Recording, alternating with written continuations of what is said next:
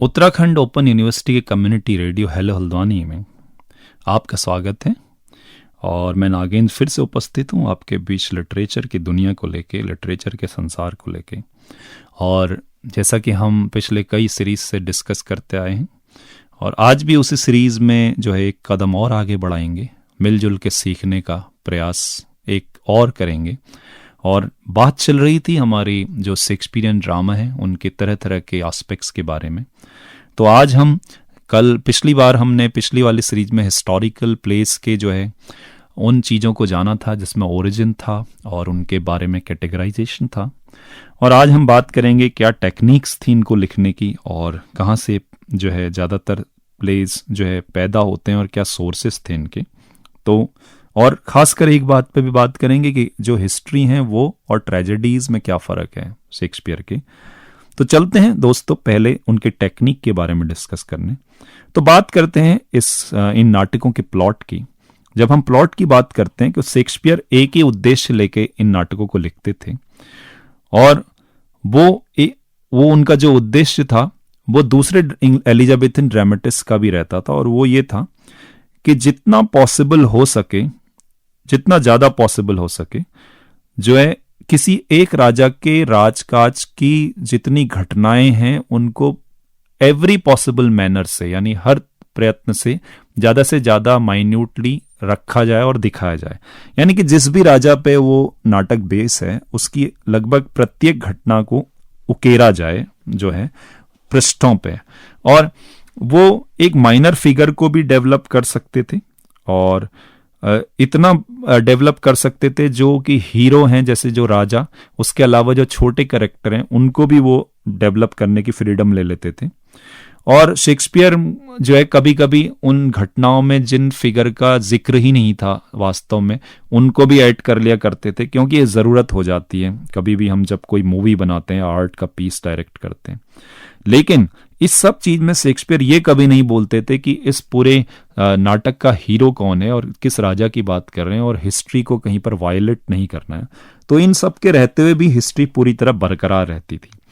और कभी कभी ये भी होता था कि शेक्सपियर एक आध चीज से बहुत इरिटेट हो जाते थे। जैसे हिस्ट्री में, हिस्टोरिकल प्लेज में कुछ रेस्ट्रिक्शंस बड़े होते थे कि उनमें हम घटनाओं से समझौता नहीं कर सकते, कुछ बाहर नहीं ज़्यादा खुल के बोल सकते, ज़्यादा एक फ्लाइट नहीं ले सकते इमेजिनेशन की, और दूसरी जगहों पे उसको टच नहीं कर सकते।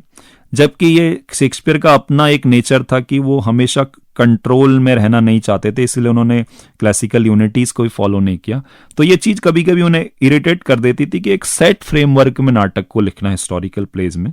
लेकिन कभी कभी उन्हें के ये भी मिल जाते हैं कि प्लेज में ऐसे पैसेजेस भी मिल जाते हैं जिसमें जो है हम ऐसे कैरेक्टर से भी रूबरू हो जाते हैं जिनका कोई रोल नहीं है जिसको लाया गया है, लेकिन उनको ज़्यादा अच्छा माना जा रहा है। जैसे हेनरी फोर्थ में बात करें तो फॉलस्टॉफ का कैरेक्टर है, ठीक है। और कभी कभी शेक्सपियर जो है कुछ ऐसी घटनाओं को इसलिए ले आते थे कि वो बीच में एक गैप जो आ जाता है उसको भरना चाहते थे, ठीक है। और हम जो है इनको पूरी तरह ट्रेजेडीज तो नहीं कह सकते, लेकिन ये कहीं कहीं ट्रेजेडीज दिखाते हैं, कहीं कॉमेडीज भी दिखाते हैं। लेकिन हमने इससे बहुत अच्छे कैरेक्टर्स जरूर पाए हैं लिटरेचर के अंदर, जैसे हेनरी फोर्थ, हेनरी फिफ्थ और वोल्से के कैरेक्टर, और उनके बहुत मोमेंट्स हैं इन नाटकों में।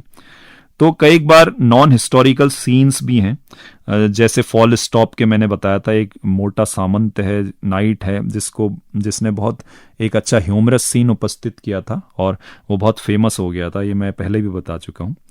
तो एक तरीके से हिस्ट्री को इतने बढ़िया डील करने के लिए हमें शेक्सपियर का आभार जताना चाहिए कि उनके जीनियस में जरूर ऐसी कोई बात थी कि वो उनमें एक लाइवनेस डाल देते थे। बात करें अगर इनके कैरेक्टर्स की, तो मेन सब्जेक्ट जो क्रॉनिकल प्ले का जो होता था वो वही कैरेक्टर होता था जिस पे वो प्ले बेस्ड होता था, और हिस्ट्री के पूरी घटनाएं होती थी, और सीरियली यानी एक के बाद इन घटनाओं को रखा जाता था।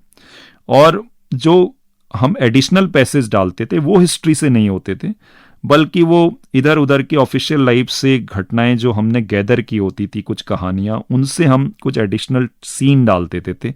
या फिर हम जैसा पब्लिक में कुछ शेक्सपियर देखते थे कि ऐसे बिहेवियर वाले लोग मिलते हैं तो एक कैरेक्टर ऐसा भी बना दूं।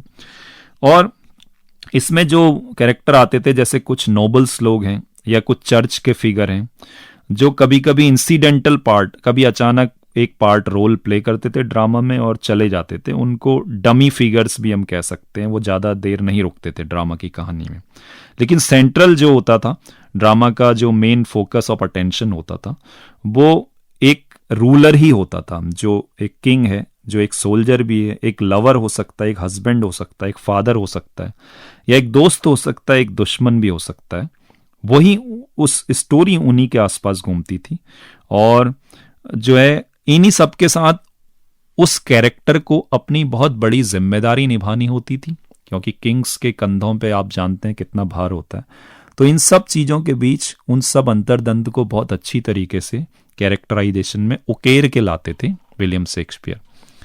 अब आते हैं इसके तीसरी चीज पे कि ट्रेजेडीज और हिस्ट्रीज में हम फर्क कैसे कर सकते हैं। तो प्रोफेसर डाउडेन ने एक बड़ा अच्छा पॉइंट देते हैं कि फंडामेंटल डिफरेंस जो है इंग्लिश हिस्टोरिकल प्ले और ट्रेजेडीज में यह है कि जो हिस्ट्री का जो प्ले का थीम होता था, वो या तो राजा सक्सेसफुल होता था या फेलियर होता था, जो उसके प्रैक्टिकल उद्देश्य होते थे लाइफ के इस पूरी मटेरियलिस्टिक दुनिया में, उनको गेन करने में। और जो ट्रेजेडीज हैं उसमें देखिए अगर गौर से, तो उसमें जो प्रॉब्लम है या जो गोल है, उसके जो उद्देश्य हैं, वो पूरे स्पिरिचुअल होते थे। उसमें यह था कि वो एक लाइफ ऑफ द सोल की कहानी है, यानी कि एक आत्मा की जर्नी की कहानी है। वो कोई पावर को गेन करने की कहानी नहीं है राजाओं की तरह, ना कोई एक खानदान की कहानी है कि राजसी खानदान से ताल्लुक रखते हैं जिसको हम परफेक्ट बनाएं, बल्कि यहां पर जो है ट्रेजेडीज में लास्ट में उद्देश्य होता था कि आत्मा कितनी अपलिफ्टेड हुई, आप मॉरली कितने अपलिफ्ट हुए, स्पिरिचुअली कितने अपलिफ्ट हुए। तो यहां पर जो है एक तरीके से आपके पूरे नेचर, कैरेक्टर के और आत्मा के अपलिफ्टमेंट की बात होती थी जब हम ट्रेजेडी की बात करें। और वहां एक मटेरियलिस्टिक वर्ल्ड में आपके स्टैब्लिश होने या ना स्टैब्लिश होने की बात होती थी जब हम हिस्टोरिकल प्ले की बात करते हैं। जैसे हेमलेट, ओथेलो, लियर, मैकबेथ, ये हिस्टोरिकल प्ले के राजाओं किंग जॉन, हेनरी वगैरह से एक डिफरेंट प्लेन में लाई करते हैं। क्यों?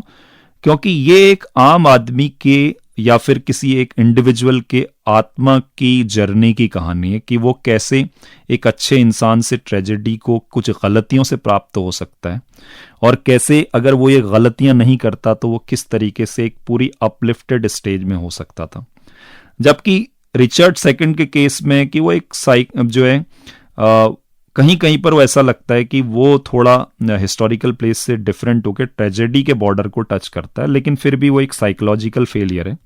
ट्रेजिक हीरोज के अपने जो है ग्रेटनेस के अपने जो है वो होते थे, कह सकते हैं कि अपने नॉर्म्स होते थे और स्टैंडर्ड होते थे, और उसी के हिसाब से वो किंग्स के ग्रेटनेस या आप उनकी मीननेस को डिफाइन करते थे। तो ट्रेजेडी एक तरीके से सीधे सीधे कह सकते हैं सोल का मैटर है, और जो हिस्टोरिकल प्लेज हैं वो मैटर है पावर का मैटर, कि वो पावर प्राप्त कर पाए या फेल हुए। और लास्ट पॉइंट है इसका कि इन सब का सोर्स क्या था। तो सोर्स जो शेक्सपियर का हिस्टोरिकल प्ले का था वो था main chronicles of Raphael Holinshed. Raphael Holinshed एक हिस्ट्री राइटर थे, जो क्रॉनिकल राइटर थे। उन्होंने 1577 में पब्लिश किया था, और इसमें उन्होंने हालांकि 2 लोगों से और कंसल्ट किया था, वो भी क्रॉनिकलर थे, जैसे एडवर्ड हॉल था और जॉन स्टो था। तो इन्होंने हिस्ट्री को बिल्कुल डेट वाइज दर्ज किया अपने क्रॉनिकल्स में।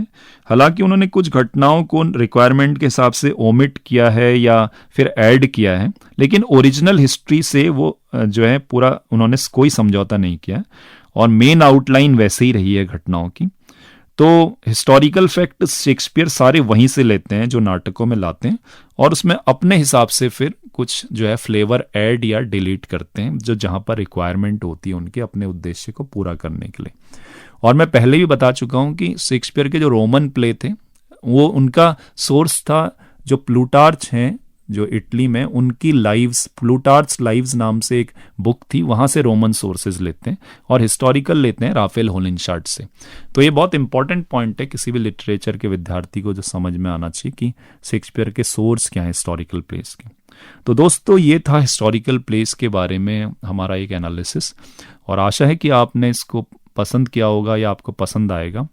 और इस दौर पे ये लेक्चर वैसे भी मायने रखते हैं क्योंकि उत्तराखंड में लेक्चरर और एलटी की पोस्ट आई हुई है जिसमें शेक्सपियर भी आपका एक टॉपिक में है, और आप इसको सुन के पूरा एक बहुत अच्छी डिटेलिंग और नोट मेकिंग कर सकते हैं। आगे भी मैं जारी रखूंगा शेक्सपियर के कुछ और एस्पेक्ट्स के बारे में। तो मिलते हैं आपसे, आप इसको सुनते सुनाते रहिए, शेयर कीजिए और आप साथ में शेक्सपियर को भी गहराई से पढ़ते रहें। और इन्हीं आशाओं के साथ आपका नागेंद्र आपसे विदा लेता है और मिलते हैं आपसे नेक्स्ट सीरीज में फिर से, journey of English literature with Nagendra series में। तब तक के लिए आप सबसे विदा लेता हूँ। Thank you, have a nice day.